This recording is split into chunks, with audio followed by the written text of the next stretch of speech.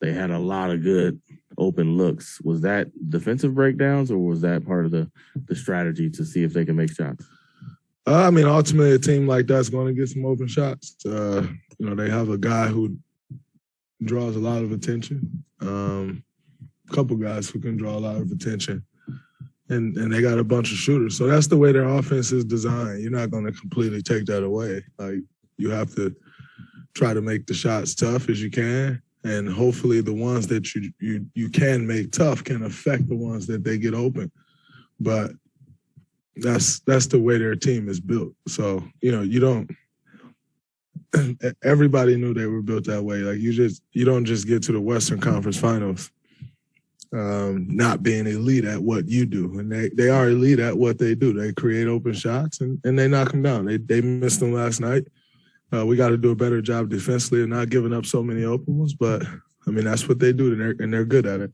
Draymond, Steve the other day said when you look to score, he sees victory. When you're obviously facilitating and defense are really big staples of your game, is there like a flip or a switch you flip kind of when you say, okay, this game I am going to really look to score, versus when you maybe pass up more open looks to pass out to someone else? Yeah, there are games where I go in and say I'm going to be super aggressive, and others where I don't feel I need to be. And, but when I feel I need to be aggressive, I get aggressive. What's the deciding factor in I'm going to be aggressive? It just sometimes depends on how a team is guarding me. If they're playing way off, if they're trying to cheat into my passing lanes and stuff, just break them down a little bit, make them pay for it. But, I usually decide based off of how a team is guarded. Draymond, Eddie over here asked Steve a little bit ago just if he expects this series to get testier, nastier. And Steve said, yes, absolutely. I mean, this is playing for high stakes right now. I mean, you ride on those emotions for your game. Do you kind of agree that things will go up a notch? I think it'll get a lot more physical, but I don't think testy or nasty, because we're not a testy or nasty team, and they're not a testy or nasty team. Will it get more physical? Of course. It's the Western Conference Finals. It's going to be physical. But I can't foresee it getting testy and nasty. That's just not the way these two teams are built, or, we don't. Memphis is a testy team. They're a nasty team. That's their MO, what they call a grind city or a grind house or grind something or something like that. Like, that's who they are. That's not who Dallas is, and that's not who we are. So I don't expect it to get testy and nasty, but it will be physical. It's physical last night. And how much did Steph setting the tone on the rebounding matter to you guys to get out and get some transition opportunities? Well, it's always great when you can get your guards rebounding. When that guard is Steph, it's incredible because the break just goes right away. And so he was absolutely incredible on the boards last night. We always speak about Steph being a great rebounder. He's an incredible rebounder. And, I mean, that's hard to guard in transition when he gets the ball and just take off. So whenever he's rebounding like that and then pushing, that's good for us. Finney Smith, I'm sure he's not alone among NBA players, but Finney Smith likes shooting threes in front of the opposing bench and turning and saying something or motioning. Last night, you kind of flipped the script and blocked his three-pointer right in front of the Dallas bench. I wonder what kind of message that sends from a defensive standpoint. Just that we're not going to give up anything easy. I didn't really know about the whole in front of other teams' bench and say something. I feel like most guys say something when they hit a team three in front of the bench, because when you shoot a three in front of the bench, everybody from the opposing team yells something. And so it's kind of a natural reaction for guys to turn around and say something. So I didn't really know anything about that or make anything of it more so than that. But,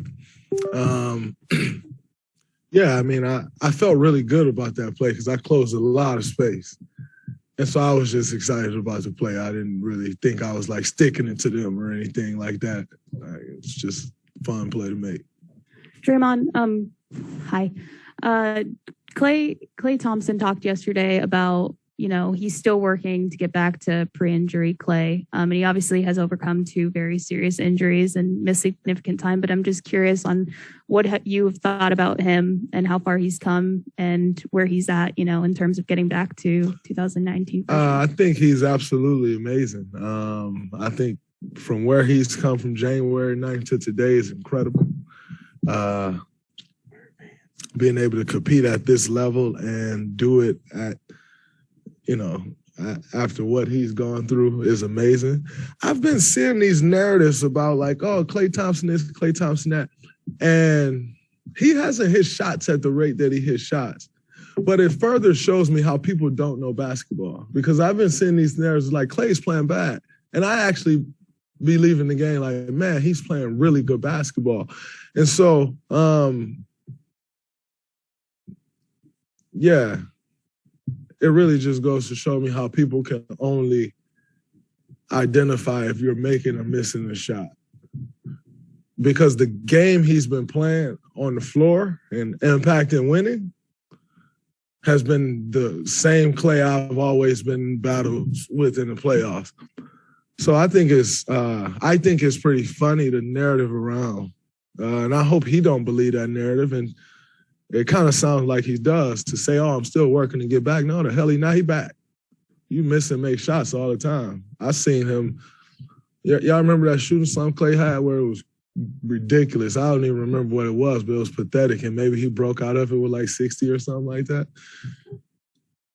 Was he working his way back then? Or was he just in the shooting slump? And now are we going to say, oh, man, he's still working his way back? No, give that man his credit and what he's doing on the basketball floor. He's playing incredible basketball. If I had one complaint, it's always that we can get you any easy shot you want, and you don't have to take a tough shot. But that's Klay Thompson. He's going to take tough shots, and he's going to make some tough shots, and you got to live with that. So, yeah, people every day just further proves how they don't know basketball. And it's I get a kick out of it. Following up on that, what have you seen from Klay's defense? Because he was such an established two-way player before his injuries. I thought his defense has been really good. I think when he's picked up guys that he need to pick up, he's guarded them well. I thought, if you look at any series, he went and made it hard on Monte Morris when Monte Morris was getting off. Nobody wanted to speak on that. When Steph wasn't on Desmond Bain, it was Klay. Nobody wanted to speak about that. When it wasn't Wiggins last night, it was Klay. Nobody's going to speak about that. So I think his defense has been pretty good. Is he playing the same defense? Our game plan against Memphis was to pick up Ja lower, as everyone could see, the one person we had a problem with doing it? It's Klay, because he runs out there and pick a guy up. That's how he defends. And so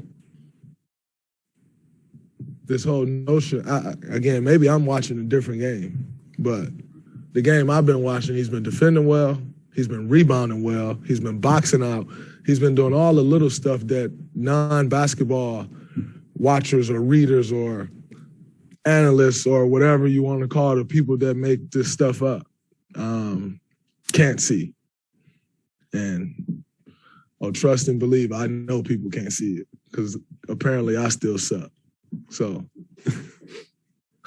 I know what people can't see. And the things that he's doing, I'm 1,000% certain people don't see it. Because I've been certain of that for 10 years now. And it actually is getting worse. It's not getting better. The amount of people that think they know the game of basketball is crazy.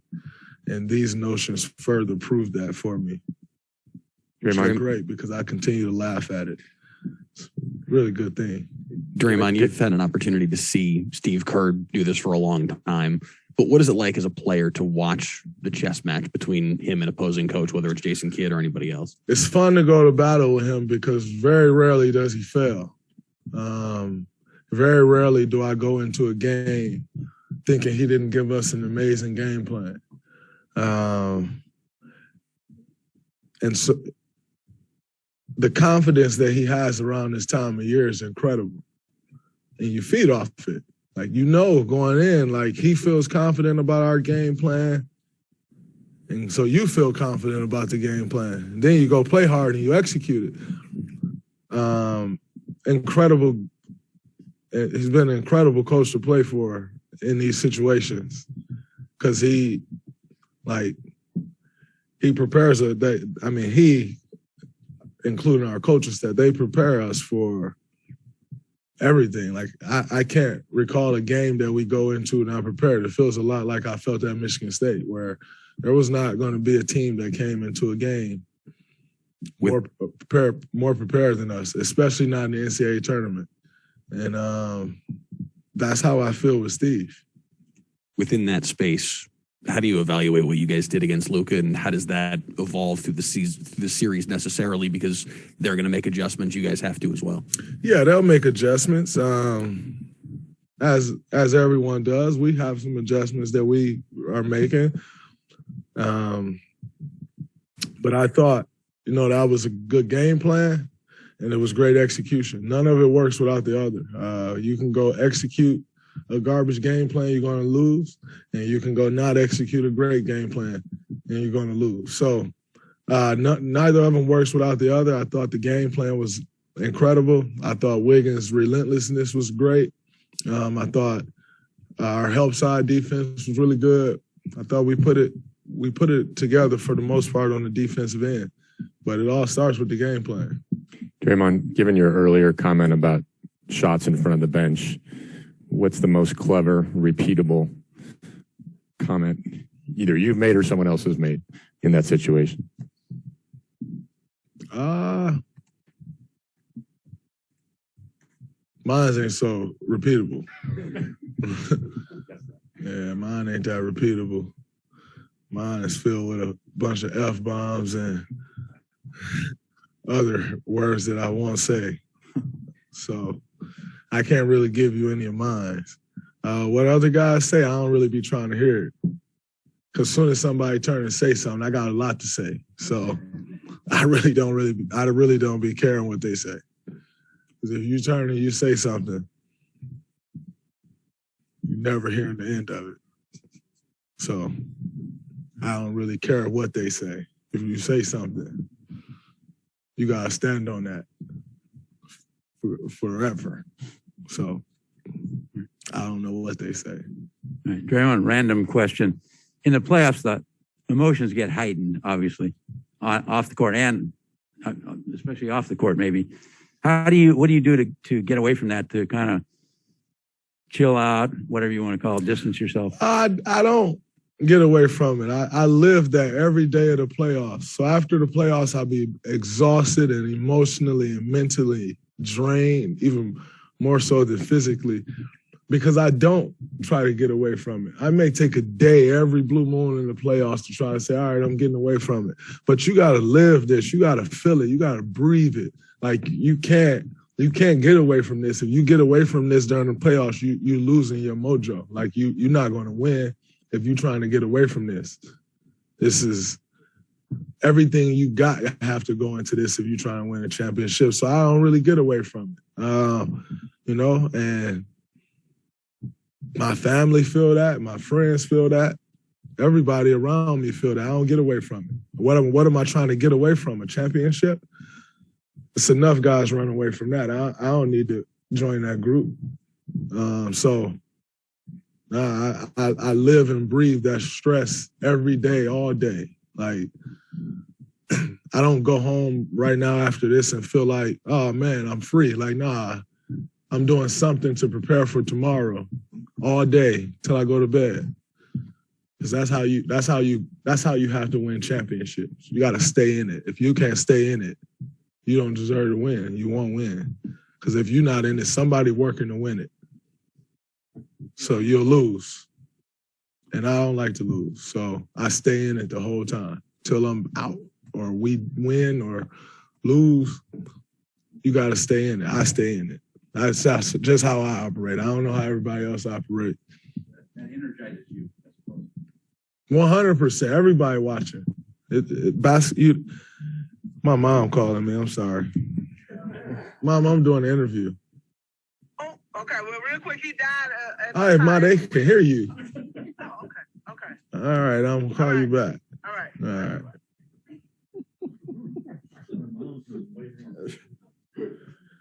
Yeah, she guy passed away who I was, or got killed or something. I don't know. She trying to tell me. I don't even really know. That I grew up with. But I don't know. But yeah, I mean, you have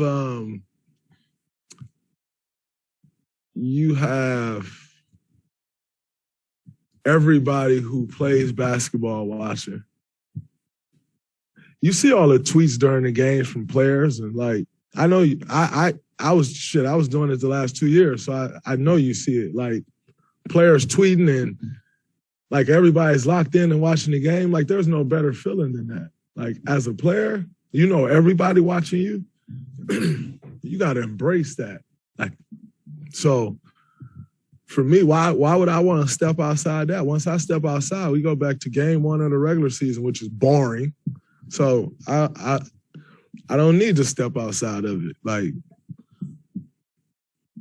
go return to my summer workouts. That's the time and a place for that. It ain't right now. So I embrace it. I love it.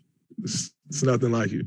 Dre, in a series like this where the Mavs are expected to keep taking a lot of threes, how important is it going to be for, the Warriors guards to chase down those long rebounds? And what does that kind of do to the flow of the game? It's very important. You get those long rebounds, it ignites your transition. So I think it's very important that we come up with those 50-50 balls. Got to come up with those. That's going to be a huge part of the game plan. You shoot long shots, the misses will be long. And we know we have to control that part of the game. And, with them shooting that many threes, if we do control that part of the game, that plays right into what we want to do, which is run. Got a question for you, Dre. You guard, you're matched up with Jalen Brunson. And I don't know when you knew that was going to be, but how much of you study the matchup and how you defend when you get the assignment, and how much of it is like you've been playing so long, you kind of know a lot of the stuff already in the players? Like when does that kick in for you? Guys that I've played a bunch, or have guarded a bunch, I don't really watch much film on. I know what you're trying to get to, and I'm gonna take that away. I haven't guarded him much, so I have to watch film on him. I've watched some. I continue to watch just to try to figure out tendencies and what he likes to get to. Try to be a step ahead and take it away. But you're right. For most guys in this league, I don't have to. I've seen enough. Unless you just miraculously become a different player overnight, and have me fooled. Kudos to you. And the film I was going to watch wasn't going to show me that anyway. If you became somebody different, and if you didn't become somebody different, I know what you're trying to get to.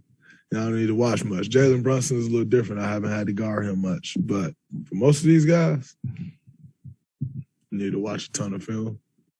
Unless you don't watch basketball. I watch a bunch of basketball. I mean, or if you're watching basketball as a fan, which I kind of don't most of the time.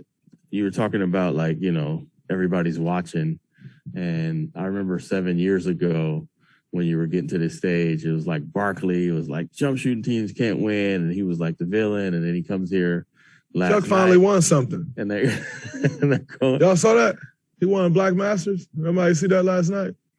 No? Oh, y'all was still working. Yeah, Chuck won a Black Masters. He finally won something. Good for Chuck. What is that like? Now he's your TV partner, and he's this Warriors kind of villain. They were cheering him last night, and it began with Charles Barkley hating on y'all, and now you're his teammate. What is that like? If I win another championship, that's one more that's one more ring added to the panel that it's not him. And I wouldn't want to see that either. Then you really got to hear about it. So I get it. I understand. I can't, I don't know how that feels. I always won. So I don't know how that feels. But I mean, I guess I feel the same way. y'all just keep adding rings up here, and I gotta just sit here, and when the playoffs come around, what are you gonna say? You gonna tell us how to win? Not taking that advice from Chuck. So what's he gonna say? Draymond, what do you tell him I'm gonna get your mama if you keep talking junk to me because y'all won? All right, go ahead, Chuck. Right, two That's more. my dog, though. I love Chuck. It's my dog. What do you see as Looney's impact on this series? And do you remember what he was like when he first got here and how he's different now? It was very frail when he first got here. His impact on the series, and not only this series, it's funny, I was actually just sitting in the back talking to somebody before we watched film and just talking about Looney and like how incredible he's been all year. Like we didn't really have the option of a center outside of him. What did he do? Just played all 82 games. Like go away from him in a series. What does he do? Just stay ready and deliver the biggest game of his career. Guy's amazing. One thing I can say about him from when he was young is the same professional he is today, he was when he came in the league. And when you are that professional, that's a skill. Like professionalism is a skill, and he has it mastered. Like better than me, better than most guys, he has it mastered. And so, I mean, you'd imagine, because I'm talking about professionalism, most people won't equate it to anything. But like when you call somebody a master at something, like there's no level after that. And like he's a master when it comes to professionalism. So to see him have the impact that he does on games, it doesn't surprise me ever because he prepares to have that impact. He constantly gives to this game.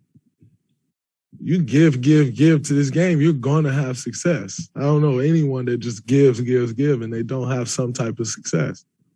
So his success is earned, and it's not a surprise at all to those that watch him work on a daily. What do you mean by that he gives to the game? He works. He's always doing something. He's doing little things to get his body ready. You know, everybody has different bodies. Everybody has different body types. What do you have to do to get your body ready to go? And that's what he constantly does day in and day out. And you just can't say that about, as sad as it is, you cannot say that about many people in this league. Draymond, I asked Steve a little bit ago, I said, hey, is there a template that you can go back to as far as a game plan to a specific player you've played in the playoffs or a team that's similar to this Dallas team as far as a roster construction or a style? Houston. And he mentioned Houston in that. And is that the same answer for you in that? What's the similarity differences between that 2018 Houston team, James Harden, Luka, and this team? There's a lot of similarities. You got one guy who has the ball a lot, and he makes plays for everybody, and he is incredible at doing it. And you have a bunch of guys that can shoot the lights out the ball, and that guy is good enough to find them no matter where he is on the floor, what position he's in, how many people's around him. There's a lot of similarities.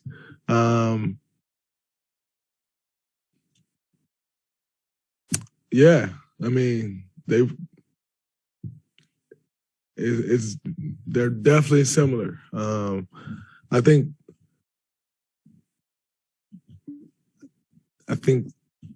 Luka kind of manages a game like LeBron in a sense, but the way he plays and the way James played and the way that Houston Rockets team played, it's a lot of similarities.